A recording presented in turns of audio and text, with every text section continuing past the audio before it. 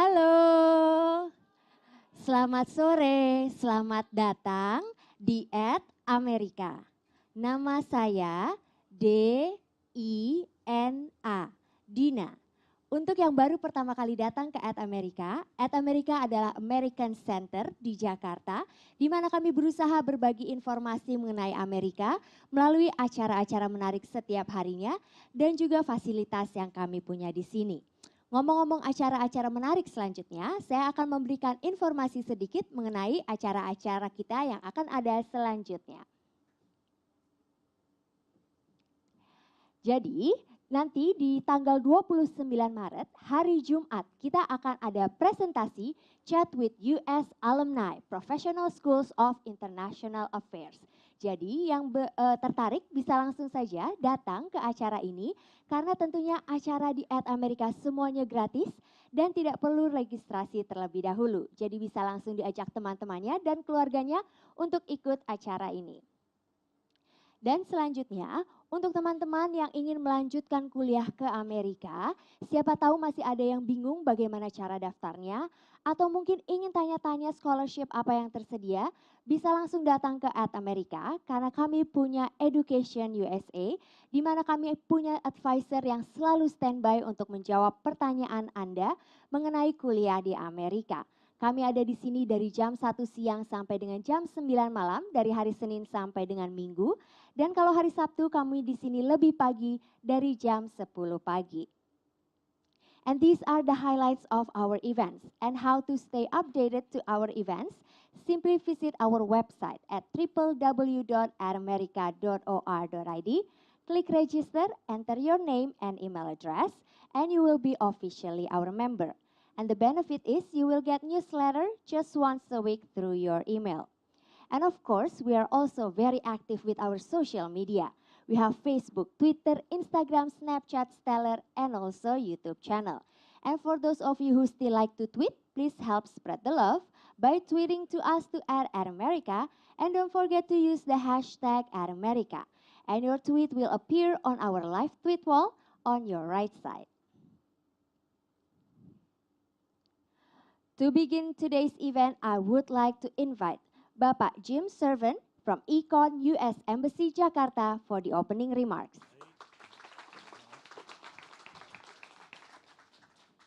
Terima kasih. Selamat sore. How is everybody this afternoon? Good? Come on, guys. How many people?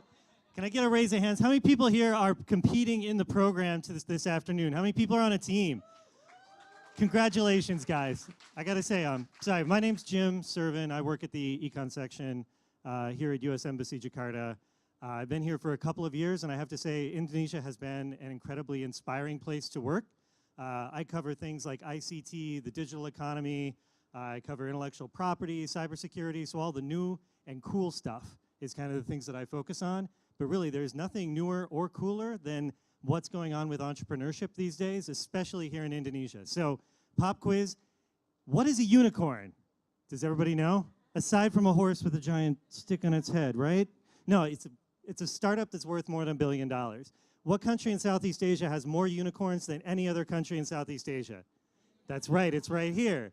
And it's not just because Indonesia is big, it's not just because Indonesia has a giant economy, it's because Indonesia has brilliant entrepreneurs, people who are taking a look at some of the problems we might face here in Indonesia, like, I don't know, macet, the difficulty of getting around town, and then coming up with an idea about how to solve that problem, right? So now we have a Gojek, we see Tokopedia taking off, we see all of these really brilliant ideas, attracting a lot of great investment from all around the world, but really they started with people just like you, just like the teams we have here today. So I am super inspired and really excited to hear from all of our teams and to see what you guys have come up with. But just remember, you know, what you're doing, it might seem small, it might seem like you're just starting from zero, but really you have the potential to develop enormous companies, and there's real potential here to be part of a story that Indonesia is telling that we're really excited about at the Econ section and at the US Embassy, about a country like Indonesia becoming a leader and an economic powerhouse in Southeast Asia and in ASEAN and in the Indo-Pacific region as well. So honestly, guys, thank you so much for being here. Thank you so much for joining this boot camp, for going through the process, for really taking a look at your ideas. And I'm super excited to see what everybody came up with. With that, I'm going to turn it over to our MC to get the show started. So thank you all very much.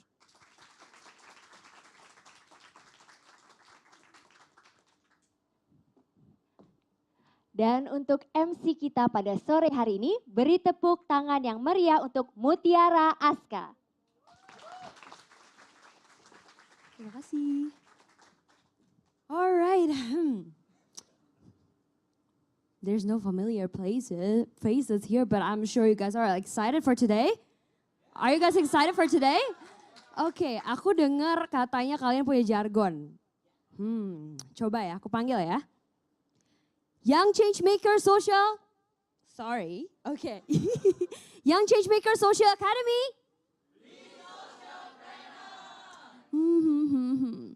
Once more. Young Changemaker Social Academy. All right. Good job. Okay, selamat sore semuanya. First, let me introduce myself first. My name is Azka, and I will be your host for today. Okay, I'm gonna say I'm so excited to be here, so thank you campaign.id for giving me the opportunity to become the host for today. Special greetings to Mr. Shyam McKee as the Entrepreneurship and Infrastructure Economy section at US Embassy Jakarta. And then Mr. Jed T. Dornberg at America Director and Deputy. Benedikta Atika, Investment Analyst at ANGIN. Helga Angelina, Co-founder of Burgreens. Stephanie Arifin, Director at PLUS. And last but not least, Mr. William Gondokusumo as the CEO of Campaign.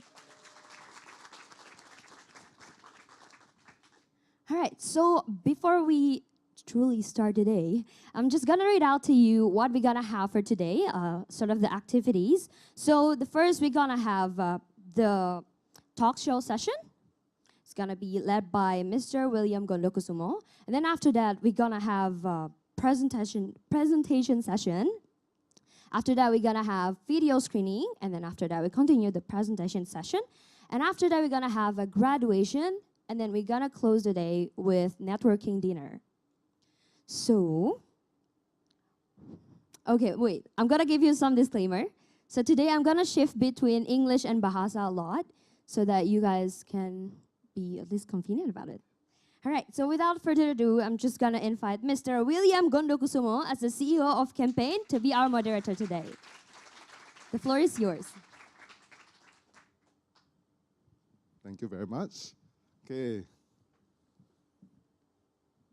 So if anyone's looking forward or interested about social entrepreneurship, the next panel is going to be the one you want to hear about. All right, can I invite onto stage first Tika, do you mind? Tika from ANGIN. Yeah. Then can I invite Mr. Jed from the US Embassy. Thank you. Yeah. Helga, do you mind coming on stage? Yeah, from Burgreens. Thank you. Mr. Sean. Thank you, Mr. Sean. And last but not least, Stephanie from PLUS. Thank you. Wow. Let's get right to it. All right, so today we're talking about social entrepreneurship in Indonesia and also for the Academy. I'd like to start with Jed, an America Director and Deputy Culture Attaché at the US Embassy. All this came about because of you and your team. So thank you very much. Can you share with us a bit about the Academy and what you're hoping to achieve? And did we achieve it? Thank you, William, for that. First off, I want to start by congratulating all of the people here who are part of the Social Entrepreneurship Academy this year, and to congratulate you all on completing that and coming here today. We're really excited about this opportunity, this program.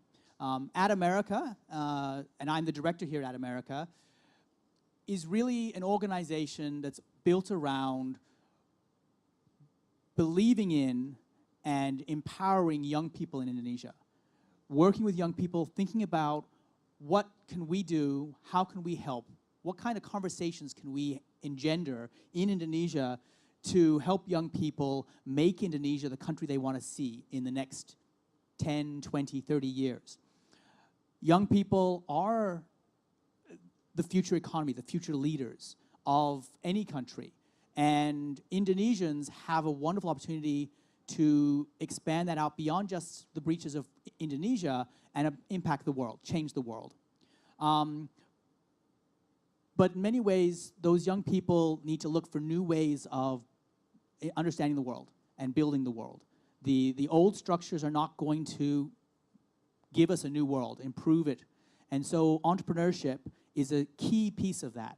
And social entrepreneurship is even more important because social entrepreneurship is not just about succeeding, it's about succeeding for everybody, bringing everybody along with you, building a world that you want to see, fixing the problems you see and everybody recognizes. So America embarked on this program and looked to find partners like PLUS and like campaign.id to help identify promising Indonesians and then invest in them to see what they could do and how they could learn from their experience here. And we hope to continue to build and maintain a relationship with all of the graduates of the Academy as they go through their process, as we see what happens to them. Because this is not just a one-off relationship. We hope to build upon this, that you become inspirations to future Academy graduates.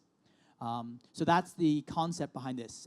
America does a lot of programming around entrepreneurship, a lot of programming around looking for inspirational stories, highlighting Indonesians who've made successes. And we continue to do those kinds of programming. But we really wanted this time to do something a little bit more complex, to reach out a little further out into Indonesia and find those elements that with a little bit more extra help, with a deeper conversation, we could help to jettison themselves, lead them over the tipping point to where they can start to make some great differences. And also to help them understand perhaps better what it is they're trying to achieve, how to achieve it. And that's sort of what we're looking at to do here today as part of our greater mission to inspire Indonesians, especially young Indonesians. And we do that in a number of different ways here in America. This is one of those processes we bring in. We also have many conversations with Americans who are dealing with some of the same challenges or are themselves stories in social entrepreneurship. We also do it by talking about opportunities for education in the United States, educations that can help with innovation, that can help with business practices, that can help with social responsibility. And we also do it through looking at technology and interesting technologies here in Indonesia that perhaps you don't have opportunities to see or get involved with as much. And so we do a lot of things with that as well. In fact, we currently have 2 other competitions going on in Indonesia. One is on innovation, which is a coaching and mentoring session around innovation and how new technologies can be applied. And the other one is around filmmaking and making an impact and highlighting awareness on certain issues. So we are constantly doing programs like this. And we look to any partners who want to come and join us and give us ideas and help us think about what are the next programs. I think an important part of any social entrepreneur is not being alone, right? America is not doing this alone. We're doing this together with other Indonesians, with groups that also recognize the value and the potential that exists. Thank you, Jed. Yeah, and of course, interesting thing you were saying about broadening the reach, right? And I think an important thing that you were going for is to make sure the diversity, geographic. Why is it so important for the America mission to not just, which is great, not just focus on the Jakarta area, but also the American corners and beyond? Is that something that is personally feels? So yeah, that's very important. I mean, so America is based here. It's a physical space here in Jakarta. But America is also a unique space in the world. It's the only one anywhere in the world. It exists here in Jakarta, and exists here in Jakarta for a very good reason, because we see the potential that Indonesia has. Because Indonesia is a country that is growing in democracy, growing in business. It has huge potential it is the foundation of what we sort of think of as the Asia Pacific. It's it's the heart of Indonesia, the Indo-Pacific, which is a hugely important growth region, important for trade, important for products, important for connecting places that really matter.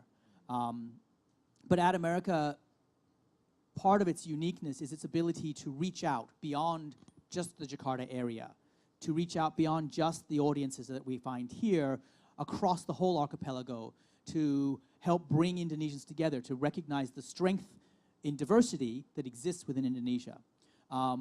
We also see ourselves not only as a hub for Indonesia, but also a hub for all of ASEAN. And so in that way, we help to highlight Indonesia as a potential, as a source of leadership within the region, and help Indonesians recognize their place in this greater community. Thank you. And Sean, as the Economic Assistant for Entrepreneurship Infrastructure Economic Section, what are your thoughts about Indonesian civic society, and what's the social entrepreneur's role in it? Sure. Well, first, I think that in terms of social entrepreneurship and civil society here, there's a very strong foundation for civil society and initiatives, and that very much is at the national level. I think that going forward, it would be wonderful to see the continued development of social entrepreneurs and their influence as it moves down to the regional and the district level. So, like, really at the Kabupaten level, that is going to be able to, have more impact. So, part of what social entrepreneurs do, in my opinion, is they not only find ways to solve problems rather than just like, oh, it's a problem, we can't do anything, but they find ways to try to solve those problems. And then they also not just do it on their own, like we've been saying, but they also bring in people from their communities. So people begin to see why the work that they're doing is so important. So whether they're trying to, improve nutrition or improve water quality or try to, give people more opportunities for employment, it really is, like the first step is just helping the people that they want to help. And then the next evolution is getting the broader community and the broader society to really appreciate why that's important. And so I think, there's other questions. I don't want to go on too long, but I mean, that's sort of what we've seen in the United States is sort of how things change and how things improve. And you see that happening in Indonesia right now? Oh, absolutely, absolutely. I think that I was just doing a quick search before we came on stage, and I was like, I wonder if there's any famous, social entrepreneurs from Indonesia. Turns out there are, and many of them are women. And absolutely, I mean, no, that should be an applause. You should clap. I mean, absolutely. I think I was just looking, one name that popped out at me that I've had the pleasure to meet, the Schwab Foundation gave her an award, Ibu Helianti Hilman from Javara. So, she is just one of many successful social entrepreneurs. But on either side of me are super successful social entrepreneurs. So I think that there is a culture in Indonesia that looks for ways to improve, society. They want to help each other. They want to help their fellow citizens. And we've been very fortunate at from the United States perspective. We've actually had 50 years of history cooperating with Indonesia on social initiatives. And thank you for that. Yeah, thank you for the U.S. Embassy for all your support. And so, Stephanie from PLUS, right? I mean, that's what you do. You know the social enterprise landscape. Do you have anything to add from what Sean just mentioned? A little shout out for my team members. We have a few PLUS members here. So, I guess picking off what everyone has said, really, it is it's exciting. It's very exciting. It's very much growing. It's very much new, but it's also led by the next generation. And that's what I think is very hopeful and very beautiful at the same time, because you see people who are growing up and now they're in power, yet they realize what they can do. What can they do with their power? What can they do with their business? What can they do with their parents' business? And all these things are now falling into place where everyone's trying to merge what is social impact and what is business together. And you see more and more, this is from the fact of what, like for example, our projects, right? I mean, this is proven that because we have NGOs coming to us, how do we be a social enterprise? And we have corporates coming to us, how do we be a social enterprise? And it's not just coming from the young people, so it's coming from like all different types of aspects, all different types of scale, which is proof that this is real, this is coming up, and everyone should be on the right track. So not too old, yeah? Yeah, no, definitely no. Never too old. And thank you also, Stephanie, for bringing your entire team to Bandung, and you will manage to have some intensive lessons from morning all the way to night and morning again. What are your thoughts about this academy and the program and how it can help the landscape in Indonesia? I think particularly about this program, I mean, I've had the pleasure to meet all of them back in Bandung and work with them in Bandung, so did my team. Again, you guys, well done for coming this far. And I know what we did with you guys was a lot of information. We squeezed in so much information in 1.5 days. Sorry we overwhelmed you guys, but I know you guys can do it. And I think it will be proved later, I'm sure. But I just want to reinforce you guys, don't be afraid. Just go do it. And I know it won't be easy. I'm not promising you it will be easy, but then again, no businesses or nothing good comes easy. So go for it, you guys. I mean, honestly, all of you guys have so much future. I mean, you guys are so young, and like we were saying right outside, you have the pleasure and the assets and the resources to learn from so many people. Like people on this panel, people on YouTube, people on, there's everything. The whole world is your oyster. So don't worry. You have all the time in the world to learn and to execute what you want to do. And we're here for you, right, guys? But about what we've been doing, I mean, especially at America, I mean, really, it's giving these guys the opportunity to do just this. I mean, most of them come not from Jakarta, where we were spoiled. We live in this little bubble, as you said, and so I think this is a very, very valuable, very golden opportunity, and I think we need to spread this even more, further out of Jakarta, further out of Java. I think these are the people who really need to learn, really, and so I hope that we will be able to learn just as much from you guys, and how, in terms of how do we replicate this outside of Java, and hopefully we'll reach more and more entrepreneurs like them. And hopefully, again, guys, hope we've imparted some knowledge. I hope we've helped just a little bit. And you have an amazing ways to go. So William, just to make a point there, those teams that are coming from outside of Java, that is kind of a call to you to help be a partner for us in reaching out beyond Java, right? You're now our ambassadors where you live, please. Thank you. And I see just now, Helga, you've been nodding your head non-stop, right? As the co-founder of Burgreens, how does it feel to be now a mentor to the next generation of young entrepreneurs, social entrepreneurs? Yeah. I feel very excited. I'm very happy and hopeful, just like Stephanie, that the young people actually want to take the more difficult route to succeed, because starting and building a profitable business is already difficult, right? But if you want to make an impact business that is profitable, that is even more difficult. And we see that 30 people are actually doing it just from one program. So very hopeful for the future of Indonesia. I wish when I started, there was programs like this, so it would help me prevent myself making so many expensive mistakes that cost me a lot of stress and a lot of money. So yeah, hopefully this program can be replicated, and also reaching out to other entrepreneurs in rural areas, not always in Jakarta. Obviously in Jakarta there is a lot of entrepreneurs that needs to be coached as well, tapi di luar Jakarta, that's where the real impact can be made. Helga, your coaching class was live streamed. You were the third coaching class, and I remember that after your session, people stayed to 9, 10 p.m. They were asking questions non-stop. Yeah. What is the number one question that social entrepreneurs keep asking you?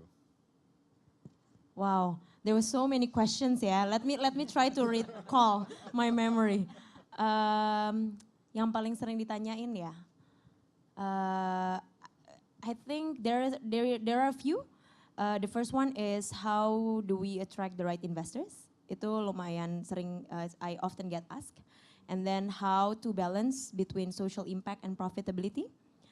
And how actually interesting question that I always get adalah how do you manage stress during your first stage of surviving in a business?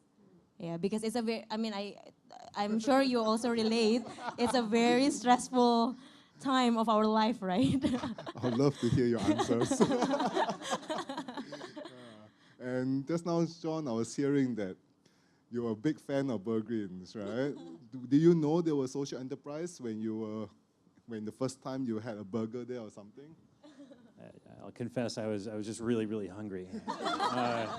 But no, I think that that my impression of it is that's an excellent example. Burgreens is obviously a very fortunate, successful example of taking something that we do every day. We all love food, I'm pretty sure, and so it's a wonderful way to think about how can we make food more healthy, how can we make it accessible, how can we also look at ways to make the food mean something more to the broader economy, to the broader ecosystem. So yeah, no, it's been a real pleasure to have the chance here in Jakarta in Indonesia to actually have Burgreens food, and someday I'll leave and then I won't have Burgreens food. So, but until then, I will continue to have Burgreens. So thank you so much. Amen to that. All right. And all of this, everything we're doing is in the hopes that social enterprises can get funded so they also can become unicorns one day with the big hope. And that depends. Yeah?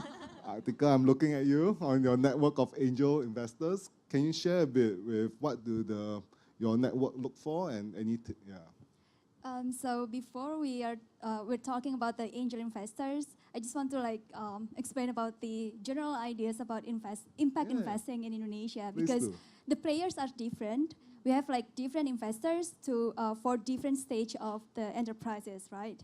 So in this case, angel investors would invest in the early stage, like the entrepreneurs, like Burgreens. They're one of our early portfolios, right?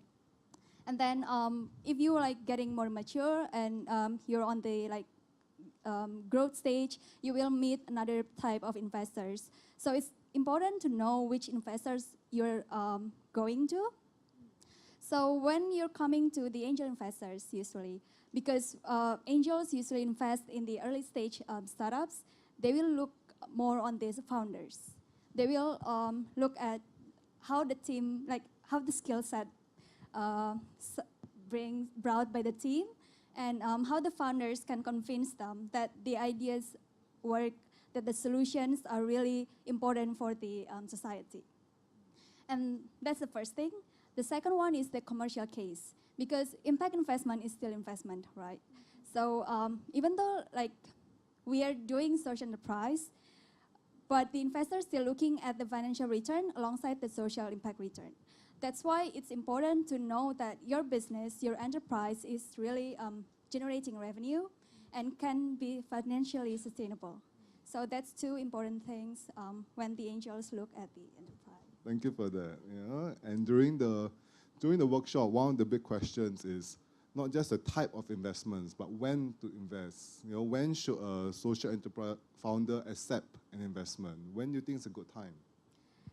I think it's important to know that investment is a tool. It's a journey, it's a method, it's not the goal, right? So it's your decision, it's the founder's decision whether you need the investment. So sometimes people will come to us and they ask for the investment, but they're actually not really suitable for investment because they actually don't need it. They don't have to scale. It's it's okay to focus on what you're doing now locally, but having a good impact, instead of going to investors asking for money, but you cannot do it anyway. So, so when you ask when is the right time to ask for an investor, ask yourself first whether which goal are you going to, which direction, and assess your own resources, whether external funding is the right tool for that. Because once you got external funding or investors on board, your enterprise would be like so different. Maybe like Helga can also like share the experience. Yeah, about, thank you. yeah. Just, Helga, go ahead. That was what I was going to ask. Thank you, Atika. I would agree that having investors on board is quite life-changing because you're demanded to be much more professional. So in my first 3 years of business, I didn't have a business plan. I didn't have a financial plan, not because I didn't want to, I didn't know whether it was necessary, and I didn't know how to do it properly. Even though I went to a business school, somehow I went to a business school and they taught me to make a business plan with such big resources. So when I looked at my business, when I started, it was so small, I didn't think it was necessary. But after I got the investment from ANGIN, obviously we have to do reportings, like professional reporting. So every month I had to update ANGIN, and then quarterly I have to send a report, and I have to meet some of the lead investors to actually present what we did in the past quarter and what we're going to do in the next quarter. And we're going to get a lot of advice that at first it sounded very foreign because they use jargons, statements that you don't necessarily understand directly. And then I had to Google afterwards because I had to nod and give the impression that I understood. And then right after I had to Google and finally making sense of all the advice, right? So, but you get used to it, right? And for me, it was very helpful to make structure the team to be much more professional and much more accountable to the KPI of each department. So overall, I'm very happy working with them. Yeah. Wow, thank you for your investment. Yeah, yes, and I think a good point that Helga put just now is the difference between sometimes in business school, they go very macro or big business, whereas sometimes what a social entrepreneur is something small. Something that Stephanie, you went through with them was the social business canvas versus just a business canvas. Why don't you share a bit the difference between the different skills of it? The difference between that is really just one box, and that is the social impact box. Because what traditional business, social impact isn't part of the consideration, but rather in a social business canvases, that will be incorporated in it. But now I guess when you put that in, now you have to worry about one of the biggest questions we get asked: how do you measure impact? Which maybe ANGIN can help answer. Because it is tricky, it is tricky. I mean, we're talking about an industry that's trying to describe within an array of sectors, from agriculture to food to education. And it's a big question, it's a big ask on how to measure impact, because a lot of times people don't know how to do it. And it's very costly in terms of time, effort, and energy, resources. It's not cheap, so. But then again, it's important because people like ANGIN would have to revert back to it. So again, this canvas that we're talking about, I think it's just that little box, even though it's just one extra box, it reminds them that it's something they have to constantly think about, measure, keep accountable of. And I think hopefully that's something that we've imparted, that they will remember that it's just as important as the business because it's part of the business. And something measure. Oh. Sorry, William, just on that point, I think it's interesting to note that this idea, this measurement, is really a new growth industry that the United States does not yet have a sort of a silver bullet to understand this. There's a lot of work that's going into understanding data and understanding what makes a difference. I think an important piece of this for everybody, for any social entrepreneur, any kind of social activist, is not that you just wait until after you've done things to go back and look and say, well, what did I achieve? What was it I achieved? You really need to start off with an idea of what you think you're going to make a difference on, so that you can be constantly measuring yourself against that metric, right? You start off with a baseline. You start off with, this is the problem, I understand the problem this way, and then you try to see how you can help to resolve that problem over your time frame. Afterwards, you can always look back and go, wow, I had that secondary impact. I didn't really think about that secondary impact. And you'll often see businesses looking back and going, oh, I'm also a social impactor.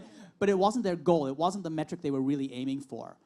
So it's really important that we understand that we're all struggling with this idea of social impact, but you have to start at the beginning of your project with that social impact measurement and not just after you've gone through the process. To add on top of what Jed said, I think it's very, very important to do exactly what he said, because then you will know whether you're actually successful or not. Because if you don't know what you're measuring, you're just doing, and you will have no sort of accountability or how to weigh, am I doing this right, am I doing this wrong? Because if you realize, if you've been doing it from the start, then you know, oh, my impact isn't that great. What did I do wrong? What can I do better? What can I improve on? Then that becomes the real question on how you move forward. But if you do it the other way, which is like just looking back after doing it 3 years, you won't even know whether you're successful or not. So back to the point where I think it's very important to have that solid foundation of at least knowing what would you like to measure, or what would you consider to be successful. And do you have any tips on what they should measure? That's the worst question to ask. I know. Maybe Angin can help me. I don't know. God, Sean, would you like to take a stab? So actually, I mean, I think there's an interesting overlap here, and the overlap is just recently in the news. You probably saw, like, one of the activities that the U.S. and Indonesia are cooperating on was in Surabaya. We focused on a water project, and now 6,000 people have water. And who didn't have water before. They had to walk a long distance, bring it all back to their house, and now they have water. They can just turn on the tap. Now, is it perfectly clean? Can it be better? It can absolutely be better. But that's an example to me of a metric. So if you're talking about the other thing that occurs to me, that like an example of a social good from the United States example would be the school lunch program. Once upon a time, there was no, kids would get up and they'd go to school and they'd be hungry. They wouldn't be able to learn because they'd be tired. And so eventually there was an initiative to, what? It would be great if kids could get like a nutritious meal and then they could do better at school. And that started out as a social effort, and now it's a normal thing. And I know that some of the teams here are thinking about nutrition and preventing stunting and improving lifestyles. So as you measure, it's like quantities. What did you do? Not just, we gave some people some food. It's how many people did you help? How many were you trying to help? How many do you think you can help next year? And those are the types of things, like when we look at it from sort of a government and international development perspective, before we do any work, before we can spend any money on any projects, we have to have an agreement. And that's particularly true here in Indonesia, because it's a partnership, whether it's at the national level, the district level. It's always like, what are we going to do? What do we say we're going to do? And then we go do it, and then we check and see if we did what we promised. And so I think to me, that strikes me as like a similarity between social entrepreneurship and development work. So yeah, I see Angin waiting to jump in. Yes, thank you. Yeah, so when we're talking about metrics, we're going to talk about different type of investors as well. Because like, for example, impact investors, who are the institutional impact investors, they have their own metrics, and it's like it's always complex. And sometimes it's not really suitable for the early stage enterprises, because they're measuring like something that is too complex for them. So sometimes the smaller stage social enterprise would to focus on the measuring things without really doing what they should do.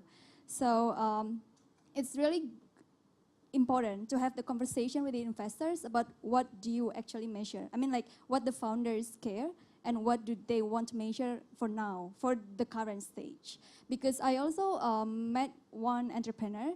So she met an investor who asked her to measure like how many people they can help. But actually, the vision of the social enterprise is the breadth. Oh no, the depth of the impact, not the breadth. So not so many people, but just few people, but deeper impact. So it's a good point for me that the founder should convince the investors that this is what we really care. This is the important thing for us. So they can convince them, and they don't get distracted about the measurement. So they should focus on like the impact and the business side of the enterprise. That sounds like a difficult conversation, though. I mean, but that goes back to your other point, where the angel investor is a tool, and you have a choice. You should make a choice and conscious choice about when you use that tool, how you apply that tool. And some tools may not be right for your organization, right? Some tools may put you off track, you know, give you a tangent that you just can't complete. I think when we talk about measurements, one of the rules of measurements is to take something that's realistic, something that you can measure, that's achievable, that you're not going to waste all your resources trying to capture, that's going to distract you from your purpose. Yeah, question about purpose there also is like, because one unique thing about the Academy is that we invited teams of 3. So it's about team building and everything. And Jed, as the director here, you meet a ton of youths, tons and over the 3 years.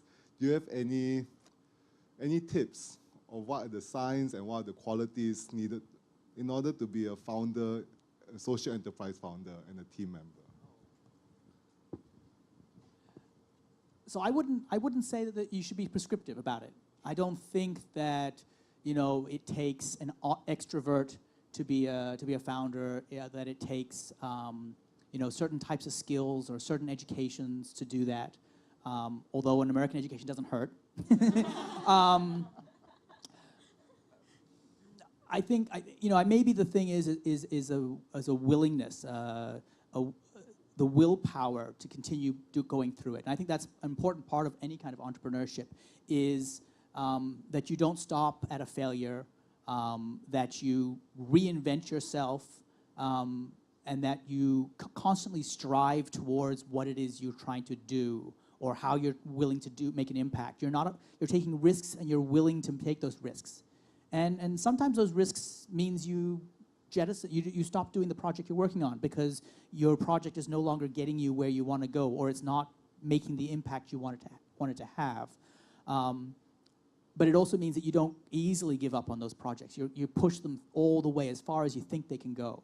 So again, I wouldn't be prescriptive about what is the personality, but I would encourage everybody to be courageous and risk takers and persistent about trying to achieve those goals.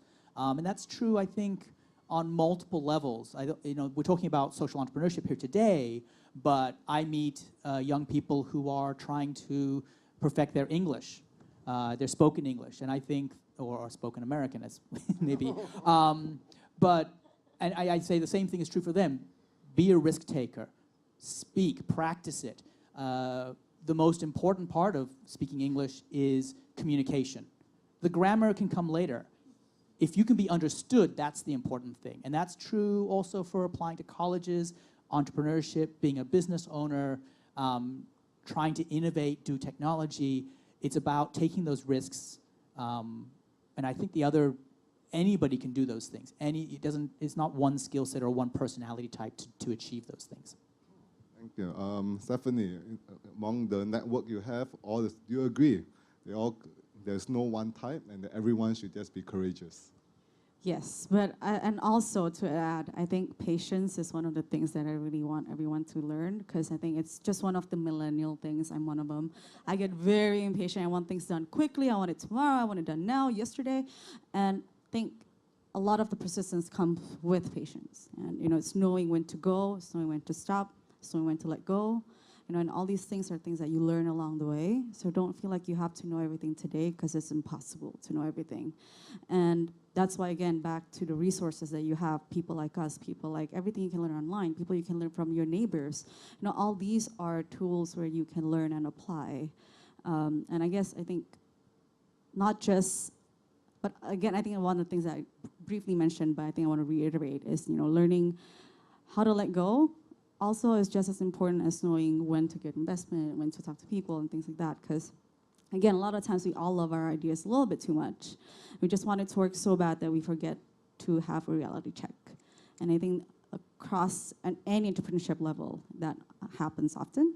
And again, a lot of wasted resources, wasted money, wasted time. So I think being realistic as well about yourself, about what you can do, knowing step by step isn't that bad. Step by step is great, you know, and just knowing that and being realistic about everything, it really will help your business as it scales up. So you have to be a dreamer, but also be realistic, right? Well, put it in objectives, right? I mean, I guess, what can you achieve? What can you achieve now? What is good for now? And then what can I achieve later?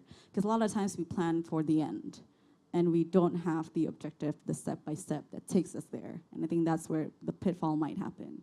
So doing that objectively, all right, here's what I can do now, next 6 months, next year, and so forth. I think that will help, even in implementing it, that will really, really help them. I think I like the step-by-step. I think a lot of entrepreneurs, they think getting an investment is the final step. But like what described is like the start of it. So I would like to pose the question to both, Atika and Helga, since you all went through the step. What comes next? I mean, these steps, you're saying the quarter reports and everything. Is it more challenging, less challenging, or? Oh. The next stage for what? After getting investment. After getting investments. It's definitely much more exciting. Challenging, I would say it's much more challenging when you have a big vision but you don't have the money. So, so when you have the money, it's good because it helps you to, it can help you to execute. Tapi overall, I think it's much more exciting. It helps you, if you find the right investors, it will help you going to the next level. That's what I would say. Can I add from the investor's view? So investment is not like a one-off stage, right? So when you have like first round, you're gonna have like the next round, and you will like maybe like multiple times fundraising. So from the investor side, once the investment like dispersed, what they want is they want to exit someday. So it means that the enterprise should make profit, should make the financial return available for the investors. So that's the, what can I say? So that's the next step. Once you have the investment, you have to do your business, make sure that the investment can get their money back. That's the simple term of the investment. To add to that, actually, after working with investors, we feel there is an extra pressure to be profitable, to execute well, and when you make a mistake, you always think of them as well, you know, because you know the money that you spend or mismanage is someone else's money. So it gives an extra pressure, but I think it helps you to become a better entrepreneur. Yeah. So what was the first thing you spent on after getting the investments? 2 years back, yeah, bentar, let me. Lately, I've been losing a lot of my past memories. I think I've been just thinking for like what I will do tomorrow. First spend, yeah, 2016. We hired our first experienced middle manager, who we couldn't afford before, and he's one of our best investment until now. He's managing our central kitchen, and we saw a huge improvement on our efficiency in the central kitchen in the production side, and then opening new outlet. So when we raised, we actually wanted to use the money to open the to build the central kitchen facility. So before, we did the central kitchen in Mac's mom's house. Well, garage, yeah. Waktu itu we wanted to use the garage because that's where all the great entrepreneurs started their journey, right? The mom's garage. So the central kitchen facility, hiring the middle manager and opening the first outlet that was located in a prime space, which was in the Dharma Wangsa. Yeah. So, Sean, apart from a garage, what do you think is needed in an ecosystem to develop all of this, to keep things going? Well, I think that we were actually, I went up to Bandung, and I think we were talking about this a little bit. One thing that already exists, and I think you had commented on it, that you would have loved to have this type of a support network.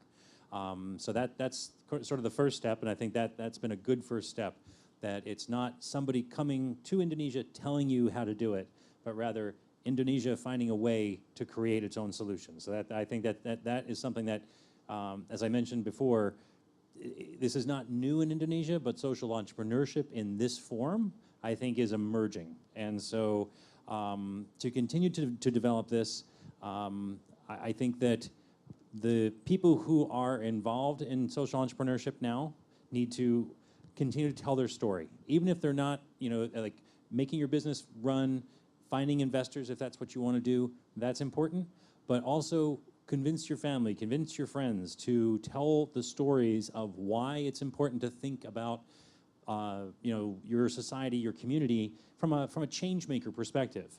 Like, how can I make things better? And it doesn't have to be like, bringing thousands of people water. It could just simply be, how can I make my street better? How can I make my town better? What do people need? And so to me, the other half of social entrepreneurship, and I mentioned this before, was the idea that you have to engender change and get people to appreciate the value of the change. The example that occurs to me from the United States is, once upon a time, people would just, drive along the road and they'd just throw their garbage out the window. They didn't care. And so what you end up with, you had garbage all over the roads. Now, when you go to the United States, there are signs that say it costs you $500 if you get caught throwing something out the window. And people don't throw things out the window anymore, partly because it costs them $500, but also because they recognize it just makes things terrible. It doesn't look pretty. It's not good. It doesn't help anyone when there's garbage everywhere. And so in the United States, that was a change that only happened partly because there was government, so civil society, social structure, and then also appreciation from the people living in society of why that was a just rule. And so to me, social entrepreneurship will flourish when people recognize the need for improved nutrition, more affordable health solutions, energy solutions, water solutions, education solutions, and people are, but it's a process. So on the note of change, I think enough questions from me. Should we open it up to the audience? So should the public or the participants have any questions for our esteemed panelists? Please raise your hand. Someone will come with a mic. Okay, we have one. Can we pass the mic over? Okay, Dani is running up.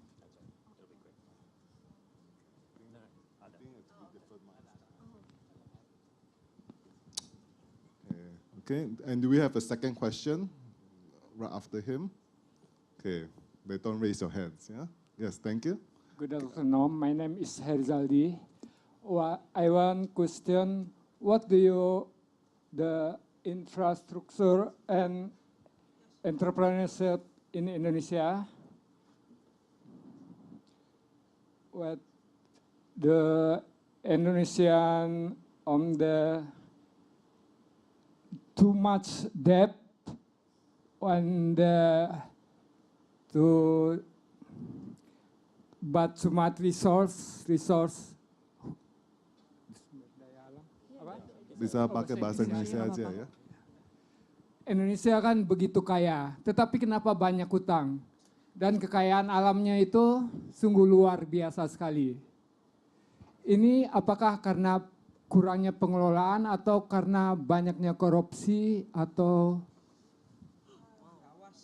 Ya, itu aja pertanyaan saya. So for such a resource-rich country with so much potential, there seems to be a lot of missed potential. What do you think is the lack of it and what can be done to improve it? I want to thank you first for a very, very easy question. I think it's fair to say that the emphasis that we see, whether it's through our cooperation between the United States and Indonesia on trying to improve, whether it's health or education or cooperation in technology, I think that we also can observe that people recognize that they want things to improve. We weren't involved in it, but everyone's looking outside today and they're like, I want to ride, or maybe they want to say, I want to ride on the MRT. They want like less machete, for example. Did that happen very, very fast? I don't think so. And so I'm afraid that, I wish there was a very simple answer of like, how do you just make things better? But I think that in the United States, for example, we continue to struggle with finding ways to balance what one group wants versus what another group wants. And that's a normal process. The good news is that there is a lot of interest here in Indonesia from the citizens of Indonesia to participate. They want to be heard. They want to tell their government what they think is important.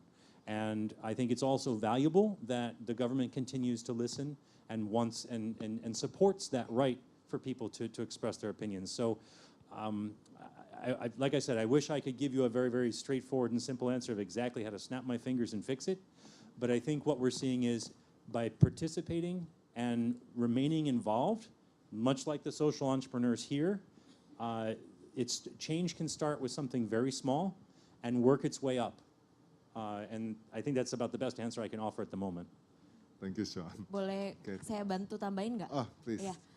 Kalau menurut saya Mas, dari baca-baca berita ya, saya juga kan umurnya 28. Jadi saya itu kira-kira mengalami 3 kali atau 4 kali lah ya, 4 kali ganti pemimpin. Menurut saya salah satunya adalah benar kita ada decades of mismanagement menurut saya.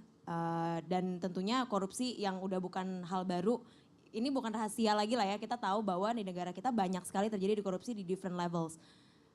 Apalagi zaman-zaman dulu, sekarang kita tahu bahwa negara kita lagi bebenah gitu kan, pemerintah lagi bebenah. Dan kalau saya ngelihat depth-nya kita itu memang actually meningkat ya, Tik, nanti mungkin dibenerin karena Tika lebih banyak belajar ekonomi. Tapi actually debt ratio kita itu meningkat dan untuk lebih baik. Dan kenapa sekarang pemerintah kita bebenah bikin infrastruktur meskipun kita masih punya debt atau hutang, ya karena untuk menjadi bangsa yang maju kita butuh infrastruktur yang menunjang supaya ada pemerataan ekonomi nggak cuma di Jakarta doang sentralnya, tapi di seluruh daerah-daerah yang jauh-jauh dari Jakarta yang dulu kurang diperhatikan gitu. Jadi menurut saya tuh infrastruktur emang salah satu investasi yang perlu dilakukan pertama, baru kita bisa benahin human resource-nya, baru kita bisa jadi bangsa yang lebih kompetitif gitu. Jadi years of mismanagement in the past memang nggak bisa dibenerin hanya dalam waktu 5-10 tahun, tapi emang kita butuh years in the future dan partisipasi dari anak-anak muda kayak sekarang yang emang pingin bikin perubahan, tapi kita nggak mikirin bikin perubahan besar, kita bikin perubahan kecil, cuma pelan-pelan makin meluas gitu. Itu sih kalau misalnya dari limited knowledge of politics and economy of Indonesia ya. It sounds like your own personal experience. Don't let the past, don't focus too much on the past mistakes and focus on the future, right? Correct, yeah. Yes, So Jed, I'll try to be very quick, but I think that an important part of all of this is the kind of programs that that entrepreneurship and social entrepreneurship is involved. The more people who are out there fixing the problem, being aware of the problem, the more people there are involved, you have greater transparency. And then that mismanagement, people will choose to go the path of the most efficiency. And so you can overcome some of those things by having more social entrepreneurship, more cooperation between government and society and community at large, and that transparency is that the sunlight effect is extremely important as we all work to reduce mismanagement or past mistakes. Thank you. Terima kasih Pak pertanyaannya ya. Yeah, thank you. Okay, we have our second question. And number 3, yes, from Specialpreneur. Yes, hello.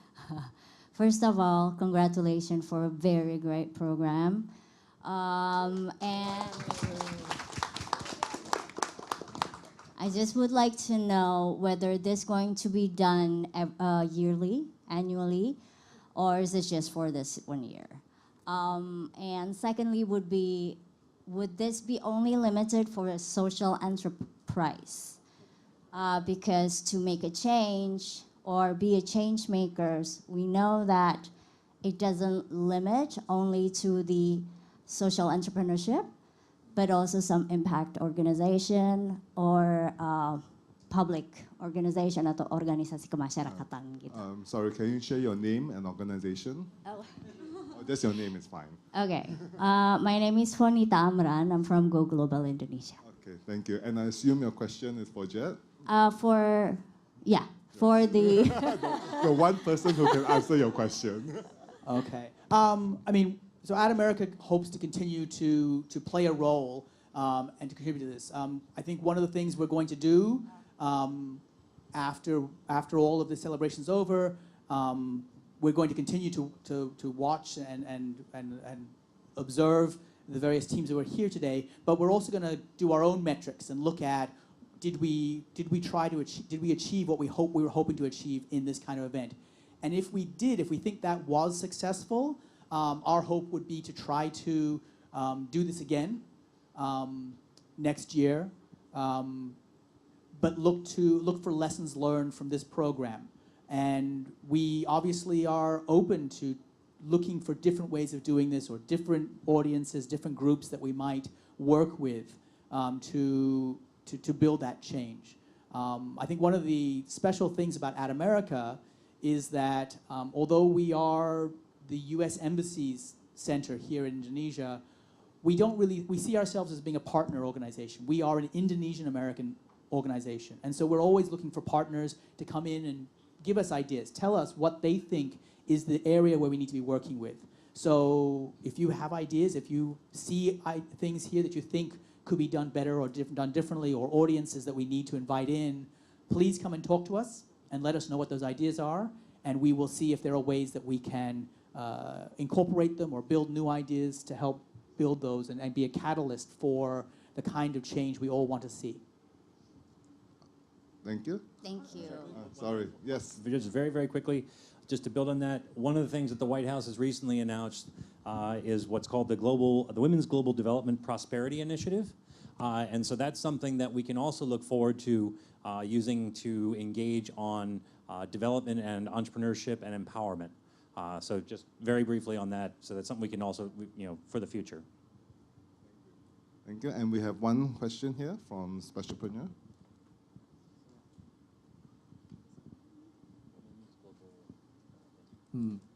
Hello, my name is Fahmi. I'm from Specialpreneur.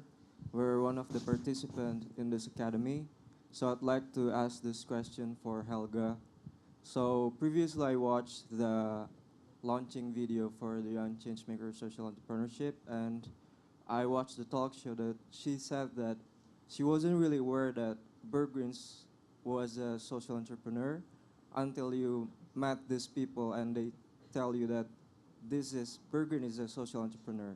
And just now you told us that you wasn't really familiar with the social business model canvas and stuff, and you didn't really have enough knowledge about the business-wise. And my question is, in the first years of building up the business, have you ever felt like giving up, considering that the mission and the goal that you're trying to solve, the problems that you're trying to solve, wasn't really written out in the paper, and it was just like in the head, like in your head, in your heart, and yeah, what makes you go? What keeps you go? What keeps us? Okay, sure. Thank you. Thank you for the question. First year, jadi benar ya, it's true that when I started, it really, I think it was a lot of like risk taking and adrenaline, because I so believe in the idea and my partner. Jadi we didn't think so much about how to execute. We just started and do it, and we felt like we just needed to learn along the way. But actually, a few months before I started, I read a lot of books about entrepreneurship. So I was already preparing myself that I would do a lot of mistakes and make a lot of failures. And actually what keeps most entrepreneurs survive their first stage of the business is basically faith, persistence, and consistency. Jadi I already prepared myself to work hard, not get paid, Yeah, that's kind of the mentality that obviously all the business books said, ya kayak nggak bisa expect kita dapat financial return tuh di first 3 years gitu. Jadi kita udah siap kerja keras lah gitu. First year, I think even though the business wasn't taking off yet, for me I remember it was a lot of excitement, adrenaline, because even though we were only serving a few customers, but they were really supporting of the idea. So we felt gimana ya, kayak something that we started from love, terus udah gitu we saw the products being consumed by consumers that loved it. meskipun uangnya belum ada, tapi kita ngerasa puas banget lah, fulfilled gitu. The second year itu when we when the reality hits gitu. Jadi kita udah rasa kerja keras banget 2 tahun tiap hari gitu kan, 16 jam sehari. Tapi kok we couldn't pay ourselves even with like a normal salary that my friends would enjoy working in a corporation gitu kan. Jadi kayak gila nih, is this really how working with your passion and living your purpose really feel gitu. Kok kayaknya hidup gue menderita banget gitu. So the second year was tough, and because we work too much, kayak not enough rest, not enough money to sustain. Jadi I had to live with my parents. Itu kita lumayan hampir burn out. Jadi I think we almost burn out in the second year. Tapi what kept us going was that we actually started learning about mindfulness. Jadi kayak how to manage your stress, terus udah gitu kayak differentiate between the failures of the business with yourself, and then somehow it gave us strength to kayak reboot and restart again, even though the first waktu itu kayak we almost quit the journey, and especially me and my boy, kan I started with my boyfriend kan this business, and we broke up that time gitu. Jadi waktu itu we really were thinking to just exit the company, and I was really thinking to go back to the Netherlands.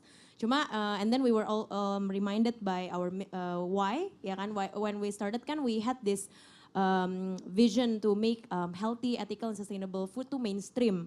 Dan kita pingin brand yang lahir homegrown Indonesia tuh nantinya bisa ke Southeast Asia, bisa ke internasional gitu. Karena kita belum ngelihat brand yang seperti itu dari Indonesia gitu kan. Apalagi yang terkenal bukan hanya karena rasanya enak, tapi juga karena good for the customers and also kayak punya impact bagus ke petani gitu. Jadi kita benar-benar punya misi itu, dan waktu kita ingat, kita waktu itu kenapa kita gave up the comfortable life di Belanda, ya karena kita mau ngelakuin ini, dan kita masa cuma 2 tahun gini doang stop, so we continued gitu. So and there was a happy ending, right? Yeah, we got married now.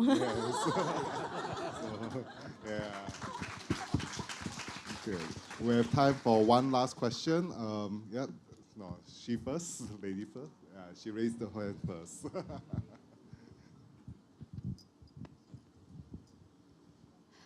Hello everyone, my name is Aimee, and I'm a part of community called Empowerment, a community to empower women in Lampung, Sumatra.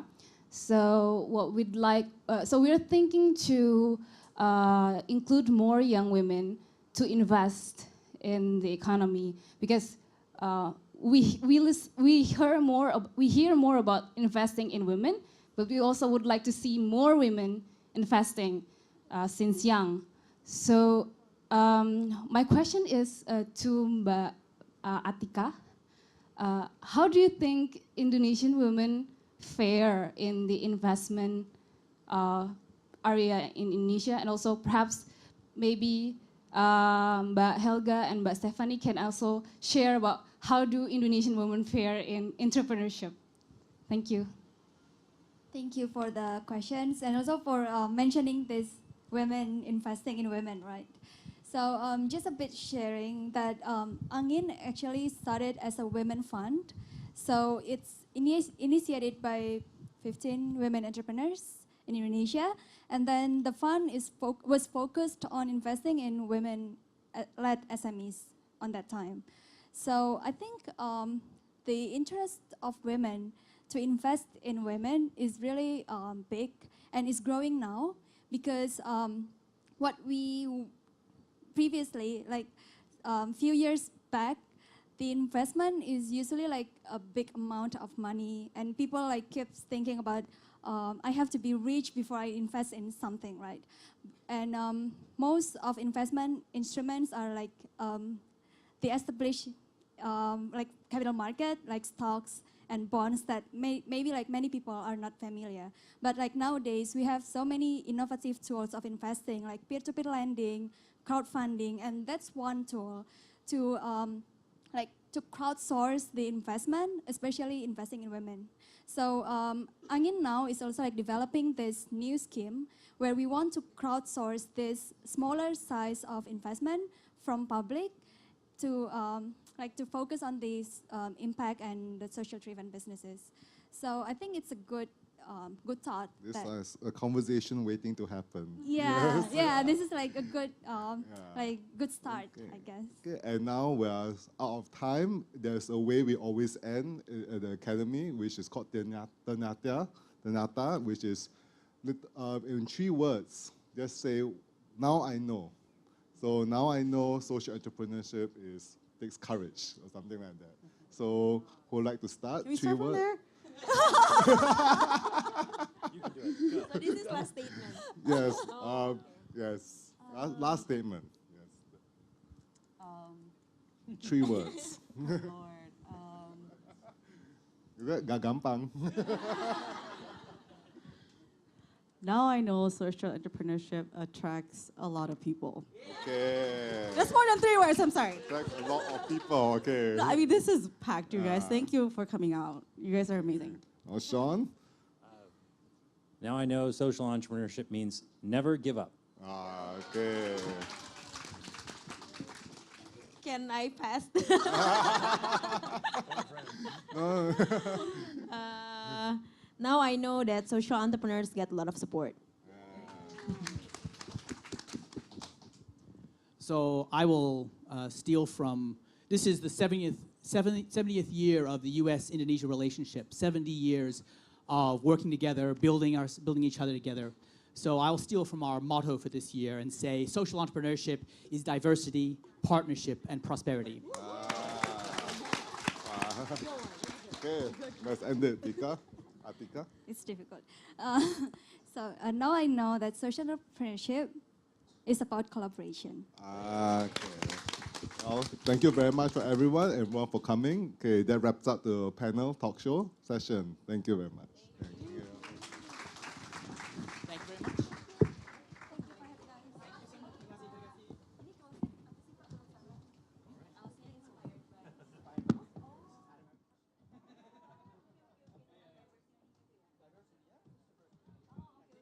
Check.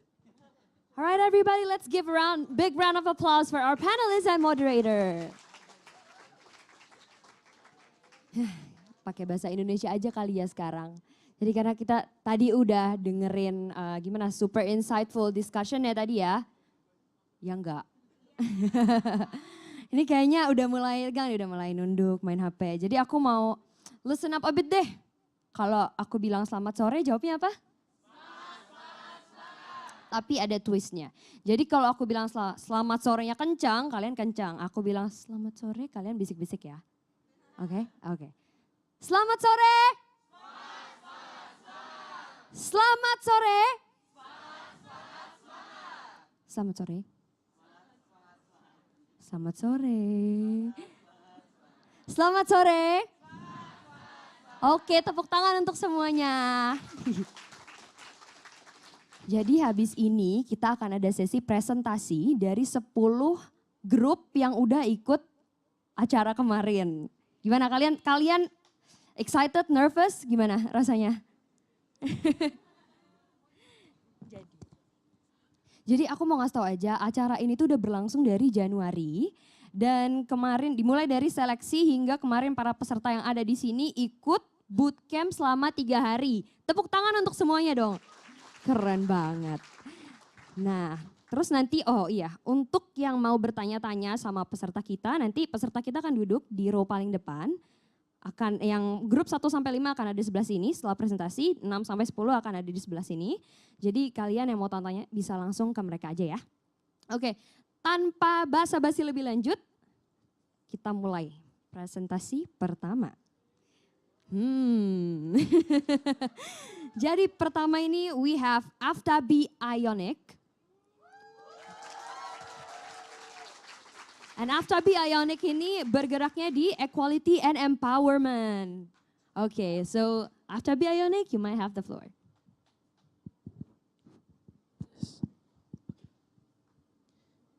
Have you ever thought before, when you live without hand or your feet? It's hard for me, because maybe other people will bully me, and it's hard for me to get a job. And we have a dream to make our friend with disability have their dream again. And for that, we came with a solution to provide low-cost and functional prosthetic arms that we call Afta Bionic. This product that we designed it to empower, encourage, and to equalize our friends with disability by changing their disability into an ability.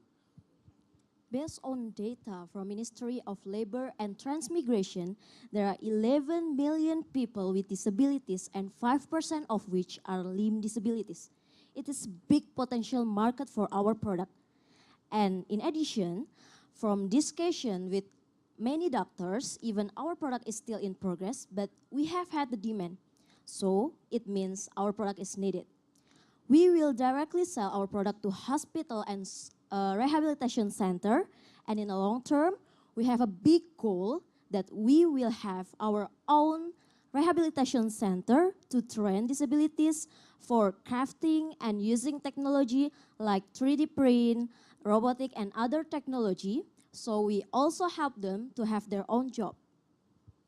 And for that, we have a goal that in the first year, we want to sell 12 of our product.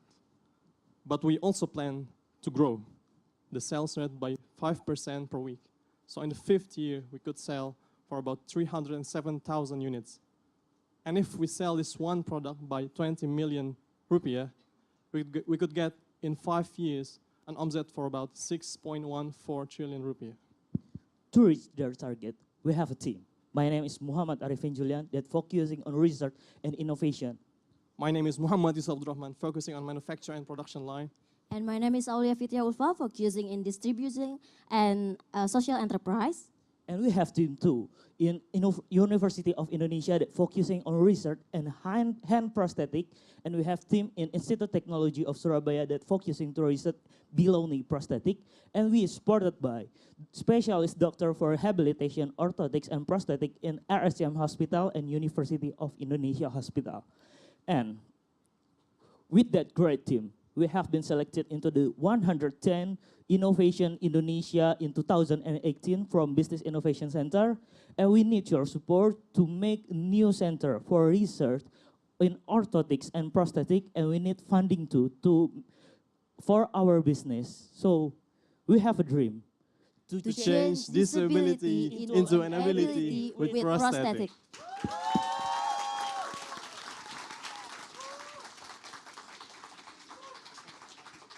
Oke, tepuk tangan sekali lagi dong untuk Afta Bionic. Nah lo yang selanjutnya udah siap belum?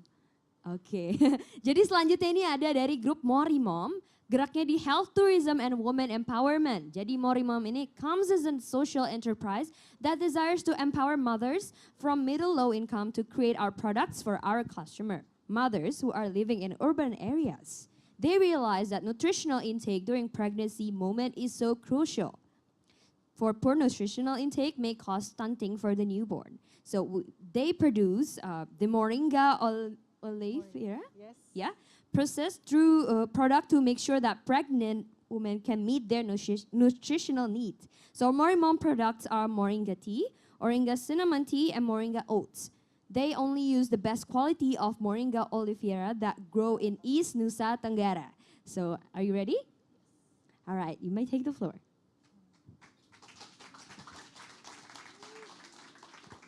Hello, everyone. Hello. Do you know 1 of 4 Indonesian children is stunted? Stunting is more than a child is short. It means a child cannot reach their full potential of growth and development. One of the main reasons for stunting in Indonesia is undernutrition during pregnancy.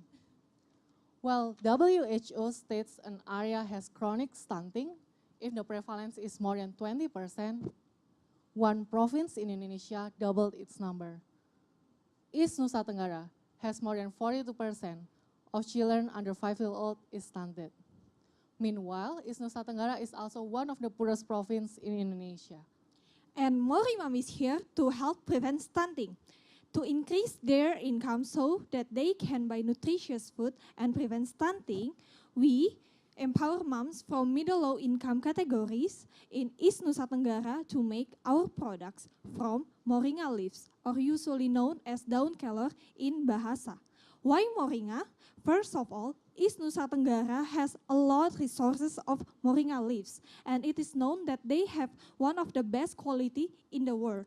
And Food and Agriculture Organizations by United Nations also highly recommends these moringa leaves to be consumed by pregnant women because of its high nutritional content, such as 9 times more iron compared to spinach and 14 times more calcium compared to milk. So, what Mori Moms do? We sell moringa products like moringa tea, moringa oatmeal, and other healthy snacks from empowered women for pregnant women in Jakarta, 25 to 30-year-olds. To make it easier to get, we try to sell our product online. In the next 3 years, we'll develop 6 variant product. And then after that, we reach our market in big another city in Indonesia. And then in rare the income up to 300 million rupiah. Here the team. I am Agus as a business law. My name is Diana as the founder. I'm Nadia as nutritionist. We invite our audition to help us as mentor in public development, research, and marketing. And then we're looking to collaborate social entrepreneur, the same vision. Stunting is not curable, but it is preventable. Let's work together. Mori Mom, Moringa for mom, from mom to mom. Terima Thank you. kasih.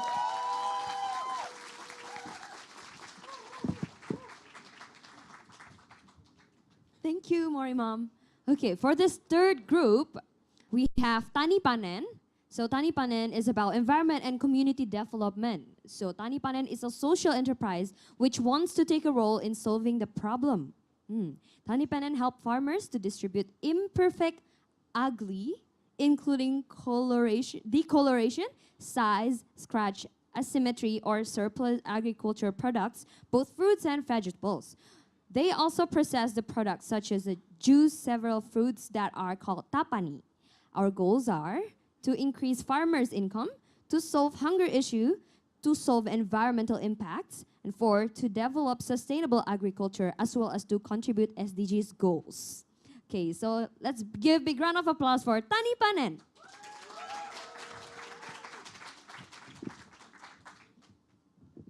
Hello everyone. Not many people know farmers cannot sell 100% of the total products because up to 30% of the total products are ugly products, including size, shape, surplus, lack of the markets, and also scaring in the some parts. When the ugly food don't end in our plate, it will become waste. For environmentally, when it will be waste, it contributes up to 8% of the total gas emission carbon in the world, with the water and also impact the biodiversity. So Tani Panen is trying to connecting farmer to culinary business, so farmer can increase their income as well as farmer can optimize their selling products, as well as Tani Panen is striving to reduce the environmental damage. In the first year, Tani Panen has already collaborated with 4 farmers from Bogor and one another agriculture startup Ayumart. Tani Panen focusing on the greater area Jakarta, and we have potential market more than 5,000 of the business culinary, such as cafeteria, restaurant, catering, and other opportunities. Tani Panen, in 2018, Tani Panen got the first winner for Idea Startup Competition. So this is my team. My name is Wisnu. I'm CEO. My name is Veski Junius as CMO. My name is Indri as COO. We don't want to stop in here. We wanted to make bigger impact for helping farmers and solving the environmental problems. So if you believe what we do, you can. We are looking for collaboration and also for funding opportunities. Thank you. Woohoo! Thank you, guys. All right, so for this next one is called Bumi Kami. Okay. So Bumi Kami focuses on environment, community development, women empowerment, and sustainable tourism. Bumi Kami is an entrepreneur project initiated by a group of Junior Youth Action Forum 2018, organized by United in Diversity, atau Yayasan Upaya Indonesia Damai, and SDSN Youth. Through Bumi Kami, they hope to give positive contribution in 3 sectors, which are economic, social, and environment. So let's welcome Bumi Kami.